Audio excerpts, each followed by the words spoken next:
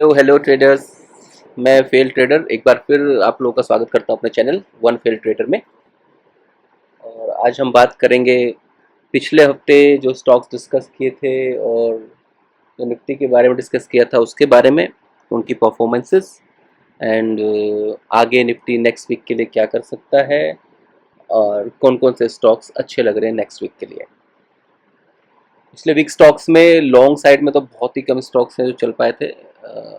हम लोग जैसे हम तीन, मैंने आपको पहले भी कहा है, तीन स्टॉक्स हम ट्रेड करते हैं, इसमें से दो के एसएल गए हैं लॉन्ग साइड और शॉर्ट साइड बस एक ही ट्रेड है अपोलो हॉस्पिटल्स जिसने प्रॉफिट दिया है। तो not a good week, last week was not a good week and मुझे बिल्कुल भी हिचकिचाहट नहीं है मानने में कि हाँ थोड़ा सा नुकसान हुआ, बट यस कवर करेंगे नेक्स्ट वीक। यही है स्टॉक मार्केट और सिर्फ प्रॉफिट तो हो ही नहीं सकता इसमें।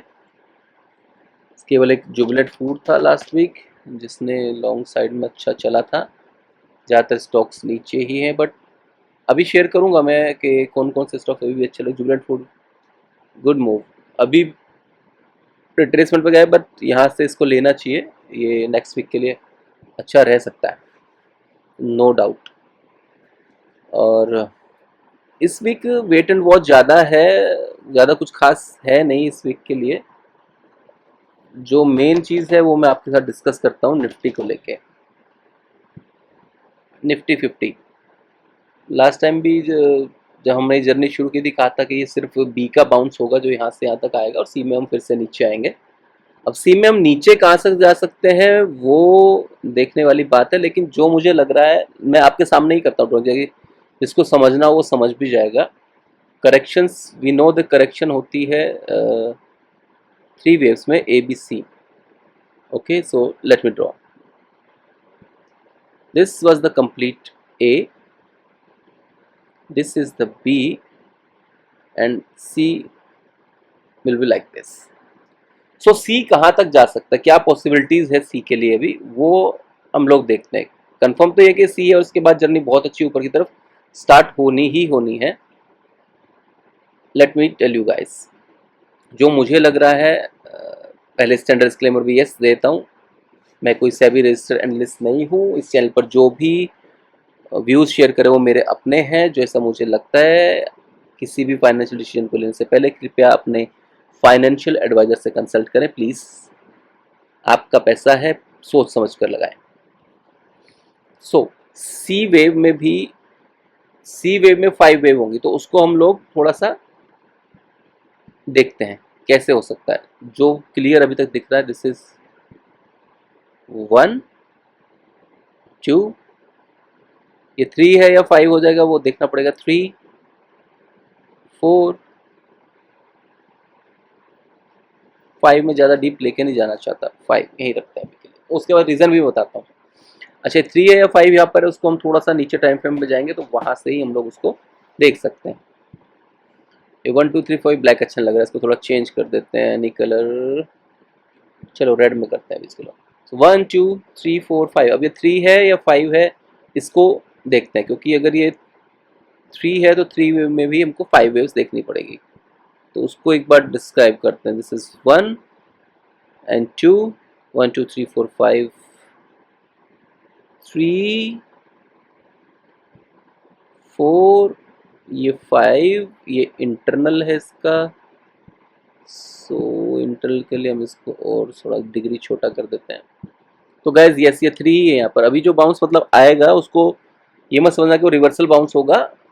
वो क्या करेगा अभी सबको पकाने के लिए कि यहाँ से वो यहाँ तक जाके और एक बार फिर से डाउन मारेगा। So it can go like this. तो ये थर्ड यहाँ पर कंप्लीट हो रही है सी की, थर्ड यहाँ, फोर्थ में थोड़ा सा बाउंस और फिफ्थ यहाँ। जो इसके साथ में अलाइंड है वो मैंने लास्ट वीक भी आपको दिखाया था।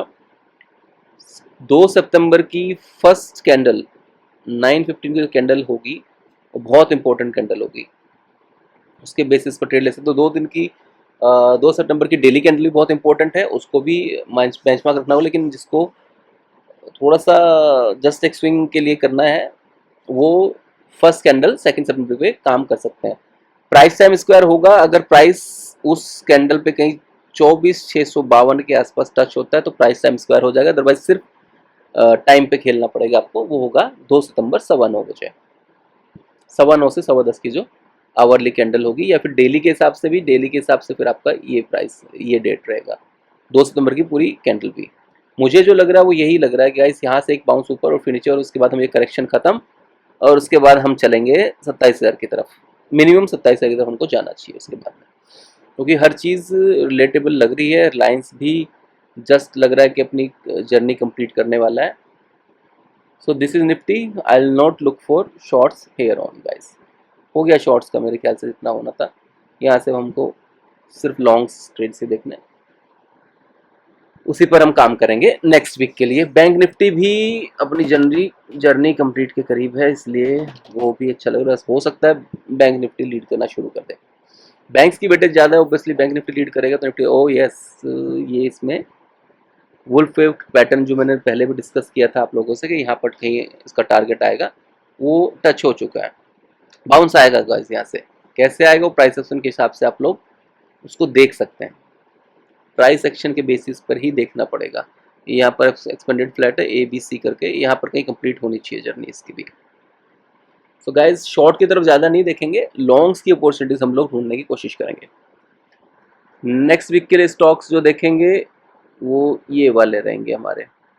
लॉन्ग के लिए ओरो फार्मा BL मेरी पर्सनल पोजीशन लॉन्ग है, वीकेंड के लिए लेके गया था, ये मेरी पर्सनल पोजीशन अभी चल रही है long. ITC is good guys. NG last week मैंने आप लोगों से डिस्कस नहीं कर पाया था, फिर डिस्क्रिप्शन में मैंने लिखा था कि ये मैं भूल गया हूँ, लेकिन NG लॉन्ग लग रहा है और बहुत बढ़िया लॉन्ग है गाइस, छोड़ना नहीं है नेचुरल गैस को। नेचुरल गैस देखिए what a move, last week का मूव है पूरा। My mistake, I am really sorry, मैं आप लोग को वहाँ पर बताना भूल गया। मंडे को मार्केट खुला था और वहाँ से सिर्फ ये ऊपर ही है, 15% मूव गाइस, मजाक नहीं होता। और अभी तो ये नीचे आने पे लेना ही है इसको, इसकी जर्नी बहुत लंबी है, मुझे तो लगता है कि अब इसको जाना चाहिए ऊपर, अच्छा खासा मूव इसमें आ सकता है। सिल्वर का यूफोरिया चल रहा है, गोल्ड का यूफोरिया चल रहा है, उड़ रहे हैं दोनों के दोनों, गजब। लेट्स सी, इसमें कोई हार्मोनिक पैटर्न मुझे विजिबल हो रहा है, लेकिन ये मैं इसमें, मुझे लॉन्ग नहीं देखना है, मैं रिवर्सल ट्रेडर हूँ, मैं शॉर्ट के लिए देखूंगा और शॉर्ट के लिए अच्छी अपॉर्चुनिटी ढूंढूंगा। 6, सो लेट्स सी 1.618 पहुंचा है क्या।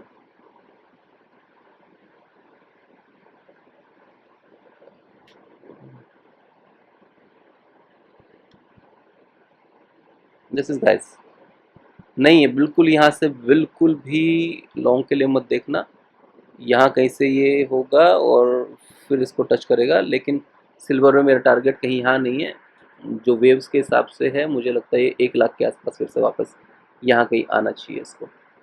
सो this is just euphoria guys, जहाँ से भी जरा सा भी ट्रैफिक, सॉरी, टैरिफ की हटने की न्यूज़ आई ये गिर जाएगा, सिर्फ टैरिफ के चक्कर में ये है, ये जो सब इतना कुछ भाग रहा है, nothing else. So please trap मत होना इसके चक्कर में, और ये बहुत बढ़िया जाएगा नीचे। BEL हो गया, ITC वॉज गुड, मैं मिस कर दिया उसको ट्रेड करना, क्योंकि मैं एज लास्ट पहले भी कहा है कि 3 ट्रेड ही रखता हूँ सिर्फ एक बारी में, इसका भी बहुत अच्छा मूव आया था, 25 तारीख से जो उड़ना शुरू किया था इसने, nice move. FMCG last to last में जैसे कहा था कि अच्छे लग रहा था, FMCG अच्छे चल भी रहे हैं उसी हिसाब से। BEL इज़ गुड, BL देखेंगे हम लोग, एंड एक और स्टॉक कौन सा, HFCL देखना गाइस, HFCL और हुडको, दे आर ऑल्सो गुड। सो कुछ खास ज़्यादा स्टॉक्स अभी आने, क्योंकि बीच में मैं स्टॉक पकड़ता नहीं हूँ, मुझे ऊपर और नीचे स्टॉक चाहिए जहाँ से रिवर्सल पैन करूँ, बीच में नहीं पकड़ूंगा, जैसे ही आएगा नीचे कुछ तो आप लोगों को अपडेट करूँगा। अभी के लिए निफ्टी में यही है, निफ्टी पे फोकस करेंगे इस हफ्ते, निफ्टी बैंक निफ्टी जिसको जो पसंद है, और सिर्फ लॉन्ग अपॉर्चुनिटी ढूंढेंगे। यहाँ से जो इसकी जर्नी है जाने की, मिनिमम निफ्टी अगर देखो गाइस ये है 24,400 लास्ट लेवल था, अगर ये यहाँ कहीं से रिटर्न नहीं हुआ तो सी को हम लोग एक्सपेक्टेशन फिर नीचे की रखनी पड़ेगी, और मैं नीचे फिर यहाँ सेटिस्फाई नहीं हूँ, जो मेरा जोन था हो सकता है इस जोन को भी मेरे को तोड़ दे, और ये पूरा 3 करके फिर 4 करके ये कहीं नीचे आ जाए, फिर तो 23,600 के आसपास मेरे को चाहिए। 23,600 फिर अच्छा एक लेवल है, बहुत अच्छा लेवल है 23,600 आया तो, बट आना नहीं चाहिए वहाँ तक, यहीं से मेरे ख्याल से इसकी जर्नी 27,400 27,800 के स्टार्ट हो जानी चाहिए। हो गया। करेक्शन हो गया, इतना होना था। अमेरिकन मार्केट, यूएस मार्केट बहुत गंदे लग रहे हैं, वो गिर सकते हैं और हम बढ़ सकते हैं, यही एक अच्छी अपॉर्चुनिटी। टाटा स्टील, यस, एक बार देख लेते हैं इसको, टाटा स्टील का चार्ट गाइस।